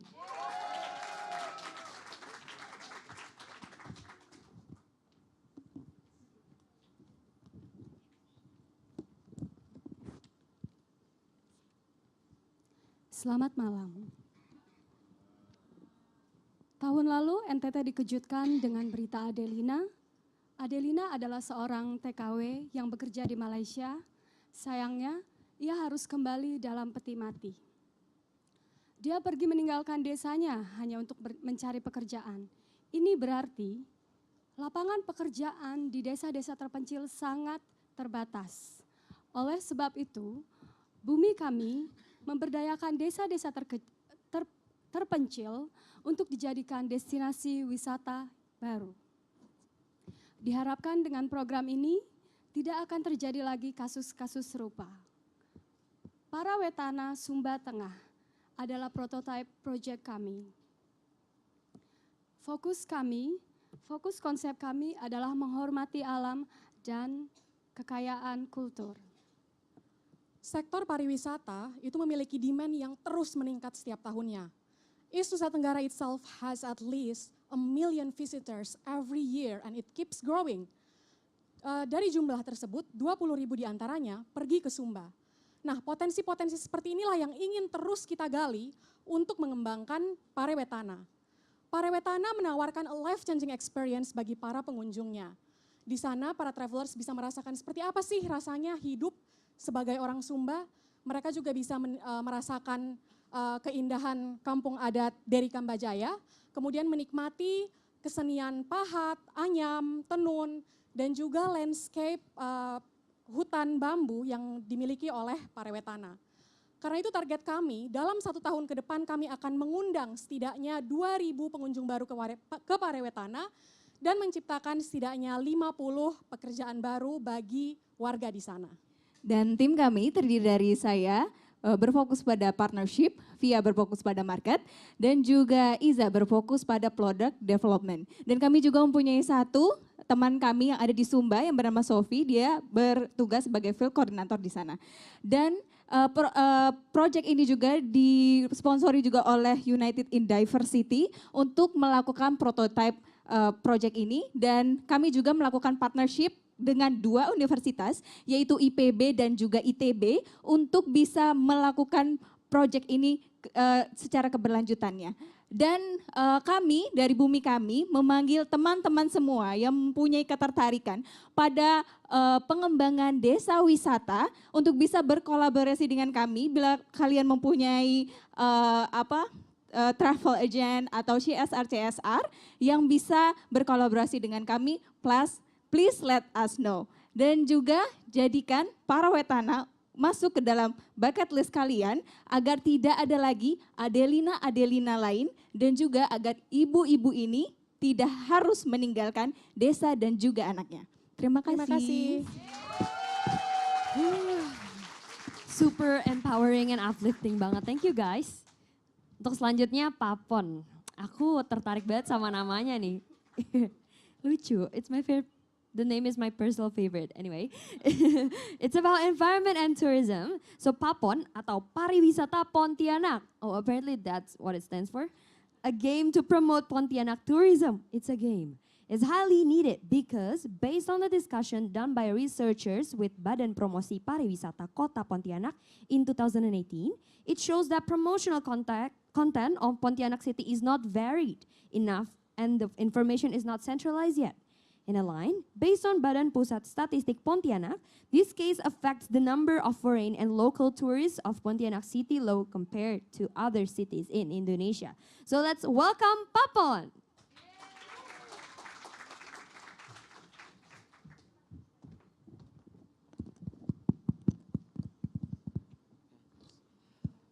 Hello, ladies and gentlemen. It's our pleasure for us to stand before you. In this occasion, we would like to present our proud project, named Papon. First of all, have you ever heard about Pontianak City? Yes. Okay. If I want to go to Pontianak City, can you tell me where to go? Maybe yes, maybe no. Even me myself, as a person who lived in Pontianak for 22 years, when my friends from another country or another city was visiting Pontianak, I couldn't really promote my city really well because I didn't have the information and I was not even really aware about that. Well, in fact, there are 70,000 small medium enterprises in Pontianak, and there are a lot of beautiful tourism spots in Pontianak. That is why we come up with one solution, which is making interactive content, and game is one of them to promote tourism spot. You might be wondering why it should be game. Because based on the data of our government, it says there are 84% of Indonesians have smartphones and half of them play games. And then the next problem arises.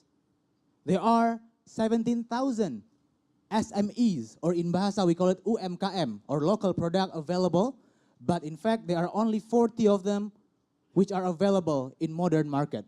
That is why by our content, interactive content, we are collaborating with them, local product, as the reward for players. So players will collect points and redeem or purchase them for the rewards.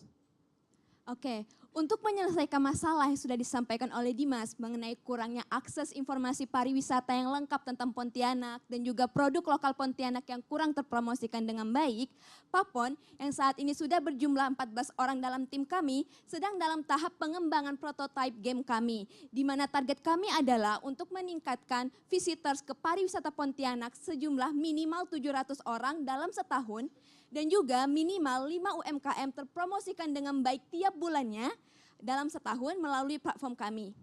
Untuk itu, untuk mencapai target tersebut, kami sangat membutuhkan support di bidang design tools dan juga game production agar platform kami semakin maksimal pemanfaatannya.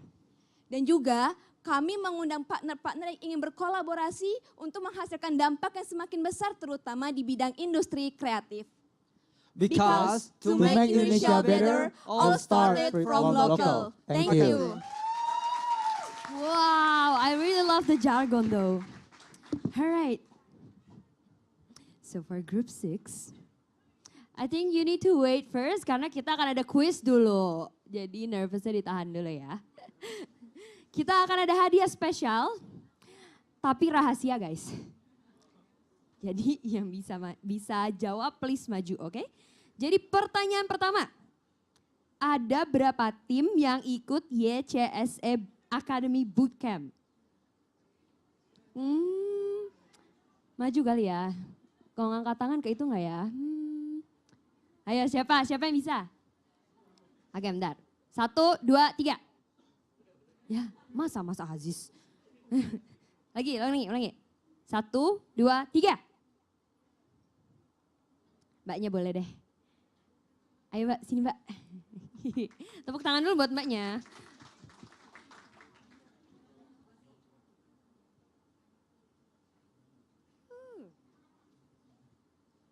Halo Mbak. Halo. Namanya siapa? Boleh kenalin dari mana? Aduh grogi. Takut salah sih. Hai, aku Bella. Aku dari Aku dari ambasador hashtag Kita Mulai Sekarang dan juga baru jadi relawan. Membernya ya? Pertanyaan berapa? Tim 10 bukan sih? Boleh nyebutin 3 namanya nggak? Yang aku tahu Bumi Kita. Bumi kami. Kalau salah ya. Terus yang kedua The Mami. Sama satu lagi aku nggak tahu sih. Ya udah gak apa-apa. Tepuk tangan untuk kasih. Mas, tim hadiahnya mana hadiahnya? Oh, hubungi dia katanya. Oke, terima kasih Bella. Pertanyaan kedua. Siapa yang menyelenggarakan YCSE Akademi? Kayaknya masnya ini nih udah nafsu banget dari tadi. Sini mas. Mas siapa namanya mas? Halo, nama saya Nara. Halo. So, pertanyaannya adalah siapa yang menyelenggarakan acara ini?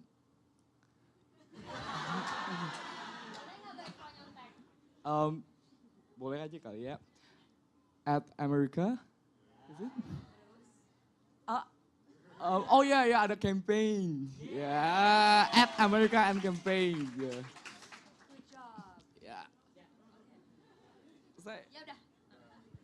Atau mau nyanyi mas di sini boleh? Oke, terima kasih mas. Pertanyaan ketiga, sebutkan nama 5 speaker tadi / panelis tadi dan moderator sesi talk show tadi. 1, 2, 3. Mana mas? Oke, bapak sini pak. Shock. Boleh nggak nyontek guys? Enggak, ada bisikan. Ya Pak, dari mana, namanya siapa? Oh baiklah. Ya, nama saya Misran Lubis, saya dari sebuah LSM nasional. Kebetulan salah satu lembaga jaringan kita ada di sini, jadi kita mendampingin saja. Kita hebat. Iya.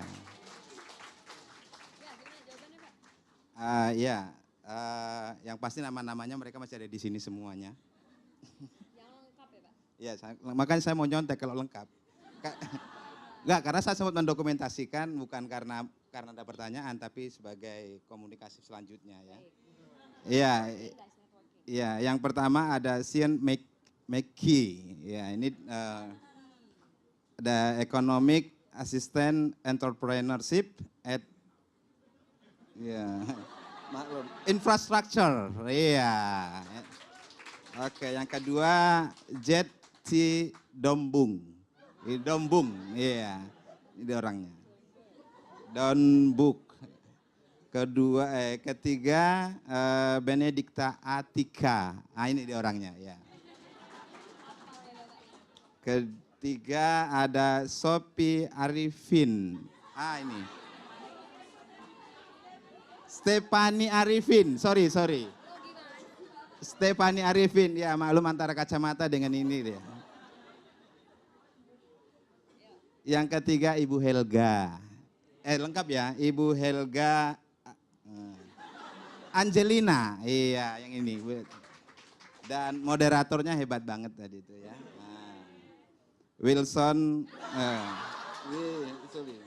William Gondokusumo, CEO campaign. Iya, terima kasih. Terima kasih Bapak, nanti hadiahnya setengah aja kali ya. Tadi agak typo ngomongnya ya, nggak ada yang bohong. Oke, terima kasih untuk semuanya yang udah jawab, tepuk tangan dulu dong. Sekarang kelompok yang ke-6 boleh deg-degan lagi karena ini giliran kalian. Ya. Jadi, ke-6 ini namanya adalah specialpreneur. The issue works on equality and environment. Specialpreneur is a sociopreneurship by a person with special condition that focuses on the preservation of the local heritage and the environmental waste management. Wow. We are on missions to create an equality, alleviate discrimination, and make positive changes for society. Let's give big round of applause for Specialpreneur.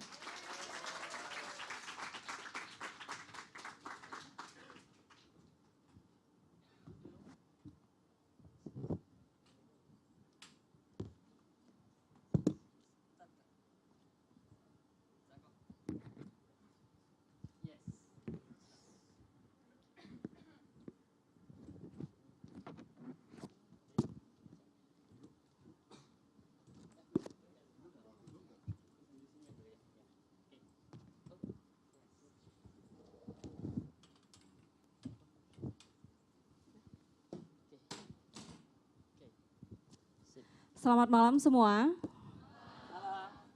Specialpreneur berangkat dari data yang kami temui di Kabupaten Tanjung Jabung Barat, Provinsi Jambi, bahwa 7 dari 10 anak disabilitas pasca sekolah masih tidak memiliki kesempatan kerja. Padahal mereka memiliki talenta, bakat, dan prestasi yang dapat membanggakan dan menghasilkan karya-karya yang bernilai di masyarakat. Selama 2 tahun kami telah membina mereka, memfasilitasi melalui pelatihan hard skill maupun soft skill. Dan inilah karya-karya mereka. Dari salah satu produk kami adalah tengkuluk, penutup kepala tradisional khas perempuan Indonesia. Maksudnya adalah Provinsi Jambi.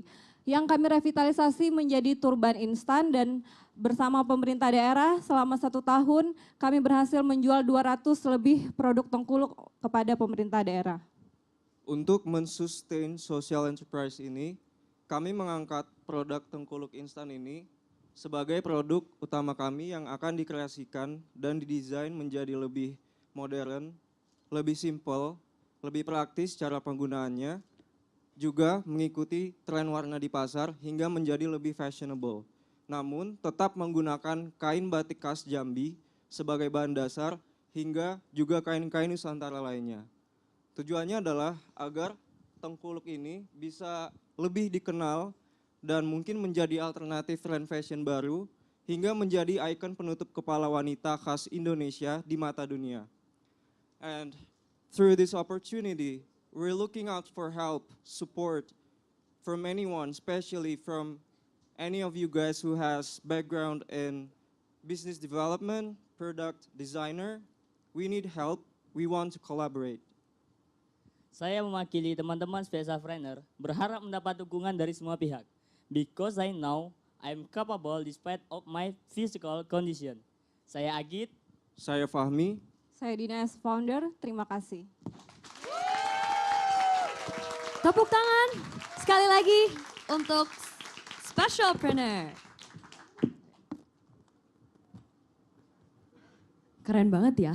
Aku pengen beli deh. Kebetulan aku juga ngefans sama emang suka kain-kain tradisional kayak gitu. Alright, next one it's shop141.id. So this is about environment and zero hunger. Technology-based innovation which allows everyone to become #pahlawan gizi atau #nutrition heroes only by buying a snack box or other product labeled shop 141. You contribute to the environment of nutrition of children under 5 who come from underprivileged family because there are benefits allocated to providing nutritious food for them. So let's welcome shop141.id.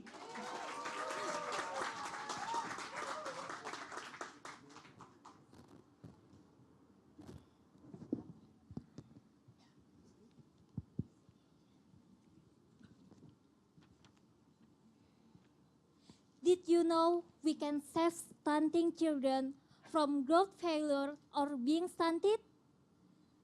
There's a student called Eva. She saw that the prevalence of stunting children is so high in Samarinda, Kalimantan. More than 25%, and most of them are from impoverished family which struggling to provide nutritious food for their children. At the other side, she saw that the campus event and students have high snack boxes demand. But the local snack producers couldn't reach that. They're struggling in branding and marketing and have insignificant sales. So she had an idea to sell snack boxes through a platform where some revenue will be allocated to provide nutritious food to help stunting children to catch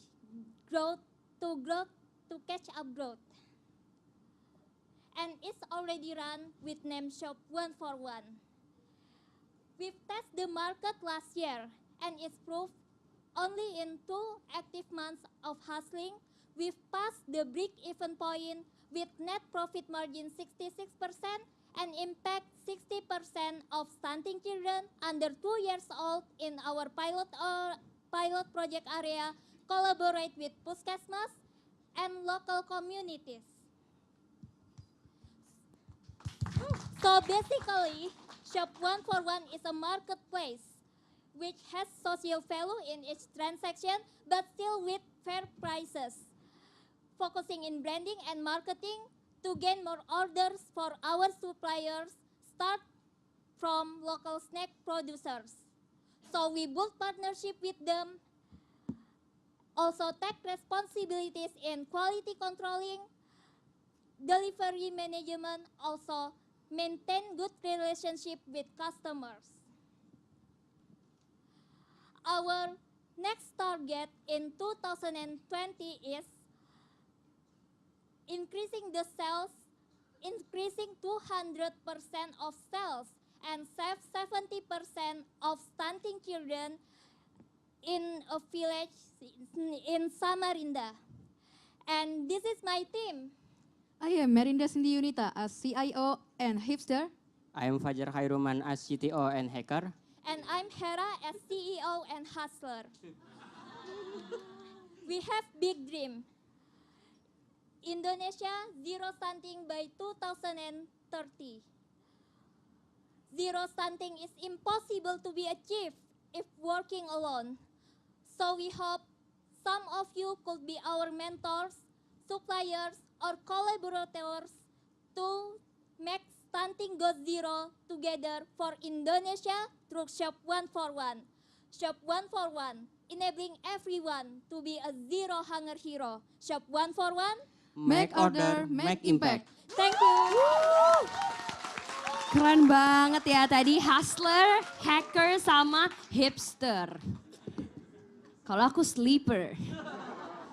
Anyway, next group ini dari namanya Kita Hebat, yaitu issues-nya environment and nutrition. So, the campaign is about to stop climate change and in the same time to reduce inequalities by empowering the disadvantages in Medan City to manage biogas, organic or hydroponic farming and recycled products.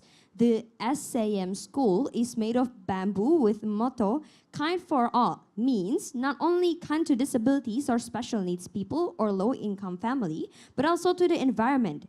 We have empowered about 50 special needs students and 200 children or teens from low-income family to participate actively in promoting sustainable environments by projects, exhibition, seminars, and workshop.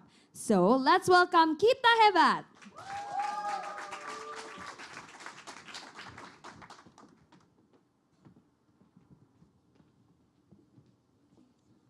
Selamat malam semuanya. Horas. Tahukah kamu di tahun 2018 Kota Medan dinobatkan menjadi salah satu kota paling kotor di Indonesia. Penyebabnya adalah karena banyaknya sampah dan limbah yang tidak terorganisir menjadikan perubahan iklim dan permasalahan lingkungan. Dan hal inilah yang menjadi permasalahan yang terjadi di Kota Medan, khususnya di daerah Medan Selayang. Untuk membantu permasalahan ini, kami dari tim Kita Hebat berinisiatif menghentikan climate change dengan mengubah limbah kotoran sapi menjadi biogas dan pupuk cair dan mengolah sampah menjadi recycle product berupa souvenir yang dapat diminati masyarakat luas dengan model yang menarik.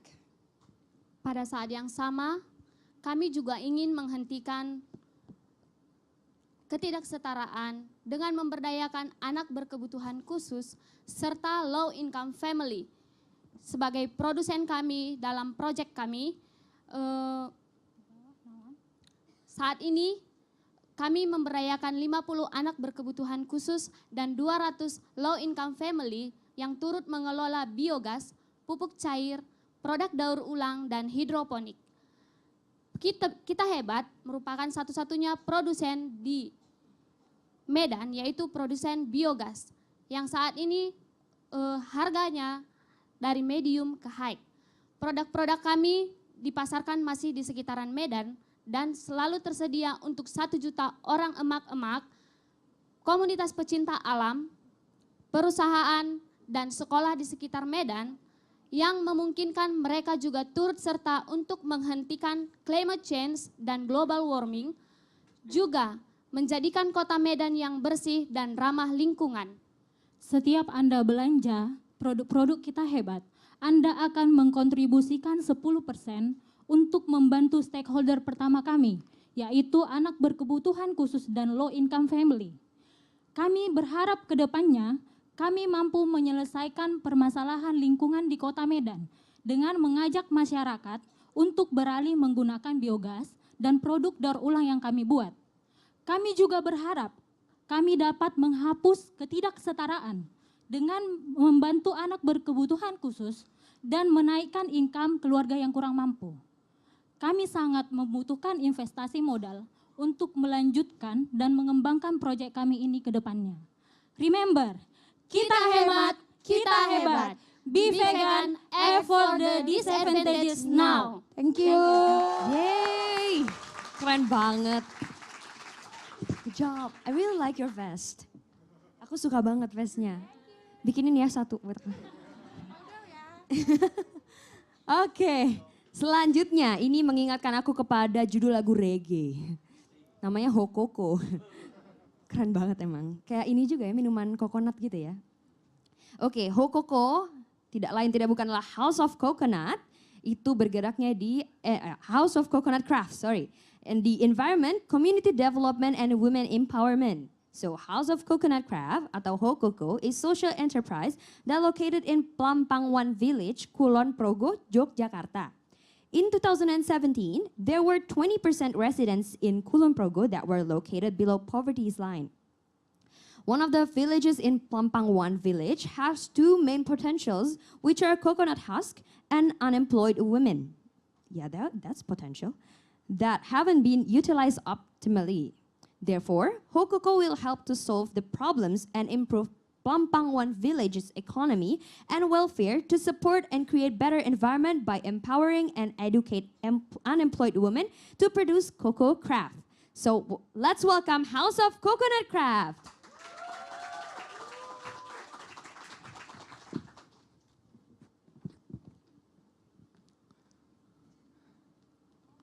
Siapa yang tidak kenal dengan Yogyakarta?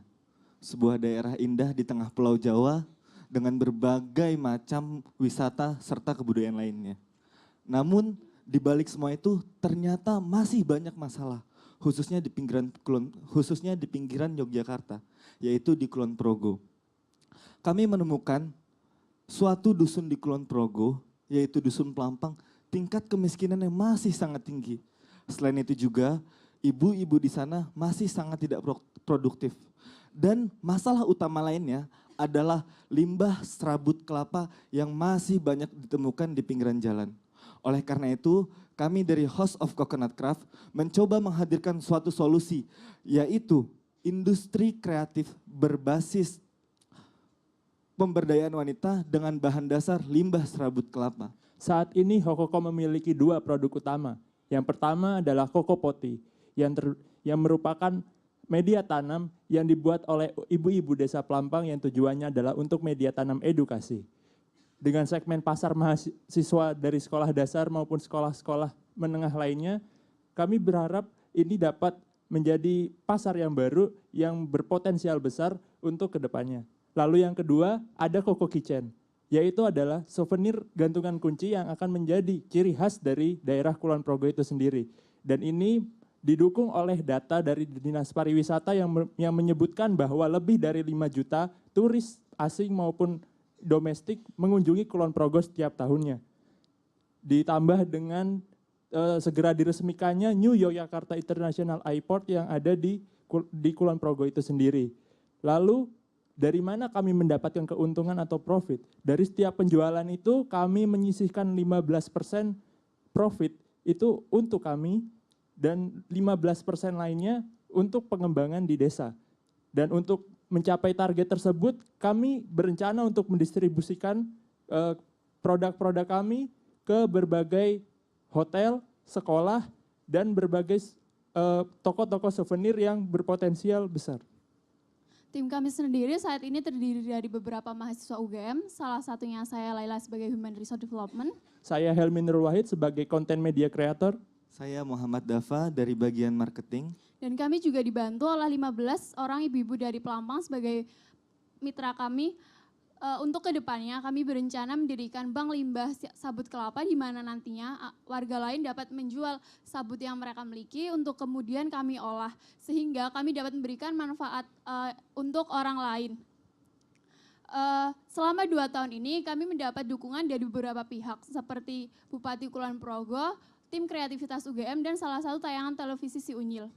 Kami juga pernah mendapatkan beberapa penghargaan seperti juara perunggu Pimnas, program Hibah Bina Desa, dan pendanaan dari YSEALI Seeds for the Future.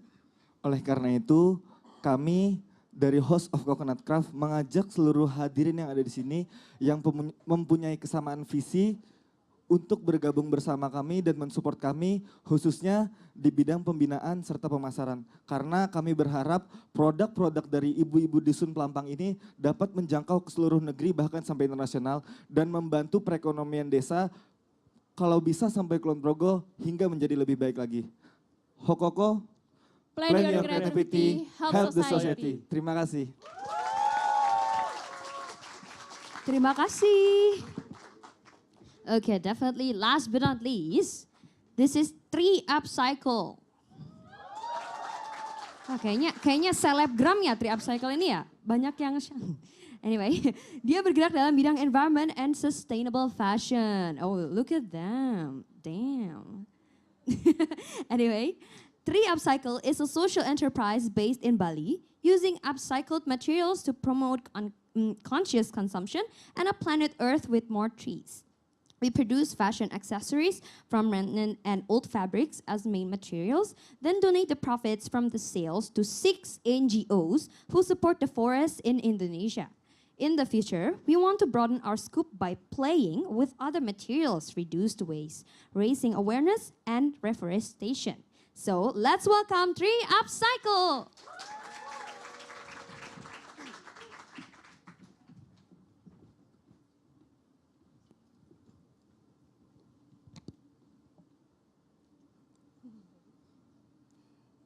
Hi, we're 3 Upcycle. Let us let you know some trivias about Indonesia. Did you know that Indonesia is the world's 2nd largest polluter? Around 25% of the waste are fabrics. And did you know that every year the forests of Indonesia were burned? The worst one is happened in 2015 where we lost 2.6 million hectares of our forest. Knowing those problems, have you ever feel like you really want to do something about it, but you don't know how? From there, 3 Upcycle inspired to make everyone be able to be part of the solution. How? This is the solution or the answer. This cool bandana is made out of upcycled fabric, and actually this is an old bed sheets from hotels in Bali. There are more than 2,000 hotels in Bali, and 3 Upcycle is here to help them reducing their waste by expanding their lifetime.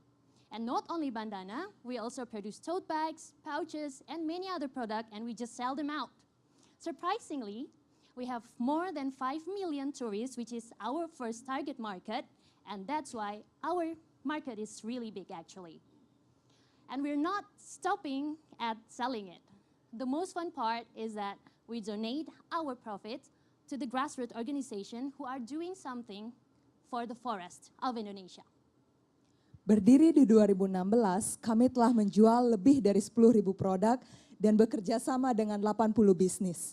Maka dari itu kami telah menanam 1.000 pohon di Kalimantan dan Bali, membangun 20 bendungan untuk mengairi hutan gambut, mendukung konservasi binatang, dan banyak proyek lainnya yang telah kami dukung. And now our main campaign is called 3 for 3, which means if you guys buy one of our product, you will plant 1 tree in Central Kalimantan. And we want to scaling up. So this year, we aim to sell 8,000 products and gain 650 million rupiah revenue.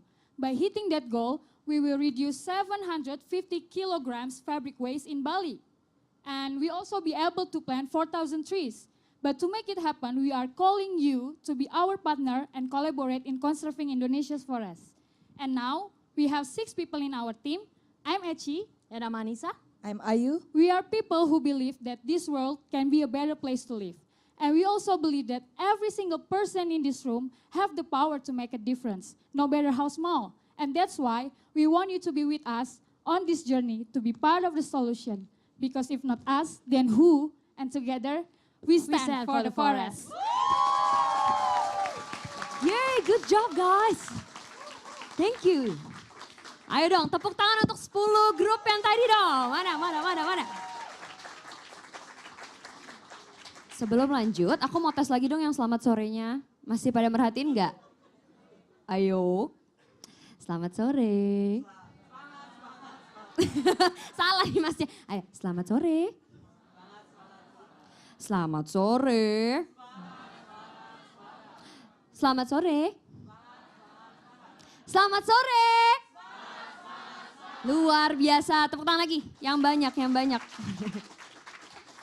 Anyway, mau ngingetin lagi aja. Jadi untuk yang penasaran sama kelanjutan gimana sih bisnis mereka, mau tanya-tanya, mau investasi mungkin, nanti pas sesi networking mereka semua akan ada di sini. Untuk grup 1-5 akan duduk di sini. Untuk grup, benar kan? Ya, 6-10 akan duduk di sini. Lalu agenda berikutnya adalah penayangan video. Jadi para peserta kita ini udah 3 hari di bootcamp, udah belajar, udah mungkin ada yang cinlok nggak nih? Dia udah dapat banyak ilmu, pengalaman, perjuangan luar biasa deh. Tapi perlu diingat lagi hari ini bukan, this is not the end of your journey. Because what? Mereka 10 tim ini akan presentasi dan launching produknya di Amerika. Keren banget gak sih? Yeah, so just stay tuned for more updates from their groups. Okay, so inilah video yang sudah dibuat oleh tim. Selamat menonton. This program is a program to help young Indonesian students and entrepreneurs understand how to become better social entrepreneurs, to learn new skills, to meet other teams, and to practice and develop their business skills.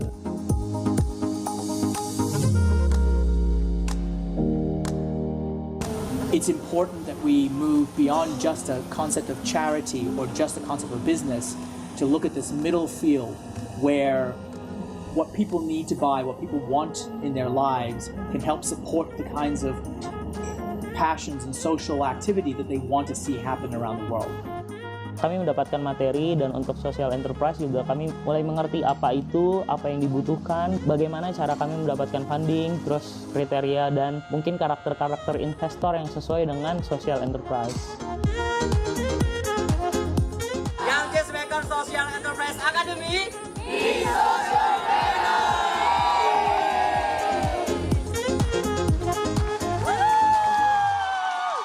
Good job to all. Oke, sekarang aku mau ngundang dong seluruh peserta untuk maju ke panggung. Ayo semua peserta. Dan aku akan undang juga para panelis beserta moderator untuk join kita di sini.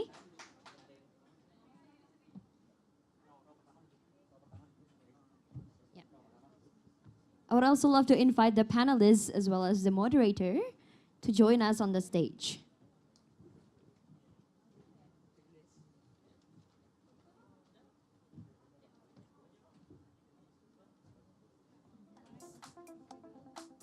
Oh yeah, don't forget to bring your certificate because we will have our photo session.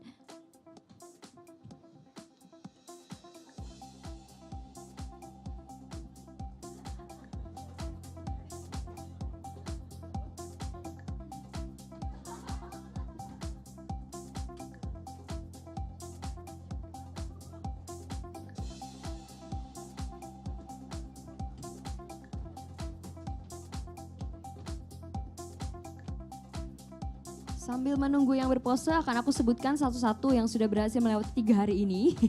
Yaitu dari Akta Bionic, ada Muhammad Arifin Julian, ada Aulia Fitria Ulfa, Muhammad Yusuf Abdurrahman.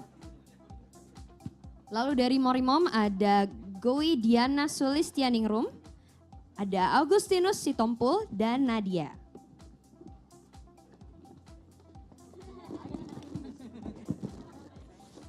Setelah itu dari Tani Panen kita punya Wisnu Febri Arfianto, Indriani Rahayu, dan Veski Zunius. Dari Bumi Kami ada Alivia Alfriarti, Eka Novia Endriani, dan Meriza Netaniel. Dari Papon ada Rian Oktaviandi, Dimas Apriandi, dan Maudina Trihartasya. Selanjutnya dari Specialpreneur kita punya Siti Maidina Herdianti, Fahmi Rizal Chaniago, dan Gigi Dwi Prasetyo. Dari shop141.id ada Herawati, Fajar Khairuman, dan Merinda Cindy Yunita. Dari tim Kita Hebat kita punya Ira Indriani Bermani Huruk, Clara Juwita Tarigan, Mel Sandi Sihombing. Lalu dari House of Coconut Craft ada Ira Indriani, aku salah baca nama kayaknya. Dari Tri Upcycle kita punya Anissa Fauzia, Delsiana Delista Togatorop, dan I Gusti Ayu Pernamasari.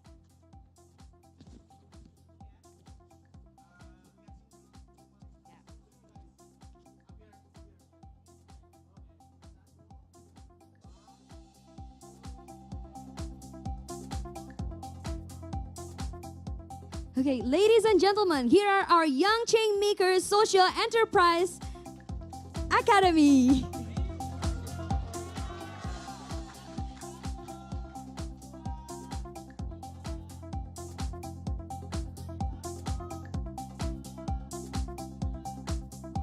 Yeay, tepuk tangan untuk semuanya. Oke, seperti biasa teman-teman, kita akan Young Changemakers Social Enterprise Academy Be Socialpreneur, oke ya? Ya, di hari terakhir ya teman-teman. Oke, teman-teman, sekarang kita di hari keberapa? Young Changemakers Social Enterprise Academy Be Socialpreneur. Yeay! Sudah, boleh kembali ke tempat duduk masing-masing?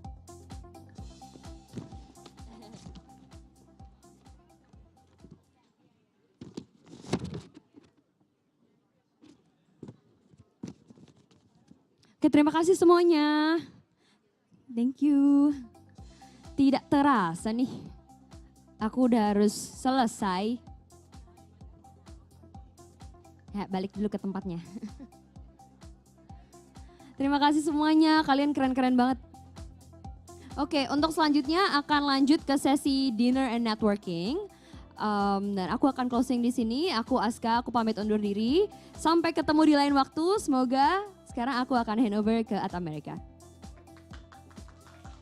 Oke, boleh tepuk tangan yang lebih keras lagi untuk semua panelis dan juga grup yang sudah berpartisipasi pada hari ini.